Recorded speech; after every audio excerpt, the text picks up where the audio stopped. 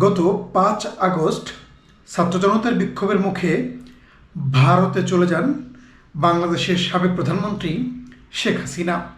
এরপর থেকে তিনি ভারতেই অবস্থান করছেন। যদিও গত 3 মাসে আমরা অনেক কিছুর সাক্ষী হয়েছি। শেখ হাসিনা ভারতে কীভাবে আছেন, তার কেমন নিরাপত্তা দেওয়া হয়েছে, তাকে কোথায় রাখা হয়েছে, ভারত ছেড়ে তিনি কোথায় যাবেন, তিনি চট করে বাংলাদেশে ঢুকবেন কিনা, এবং তার যে মাঝে মাঝে ফোনালাপগুলো ফাঁস হয় সেগুলো আসলেই তার কিনা, এসব নিয়ে নানা ধরনের কিন্তু আলোচনা হচ্ছে। সেসব নিয়েই বিবিসি বাংলা একটি প্রতিবেদন করেছে। এই প্রতিবেদনের শিরোনাম, ভারতে শেখ হাসিনার 100 দিন, কিভাবে রয়েছেন, সামনেই বা কি।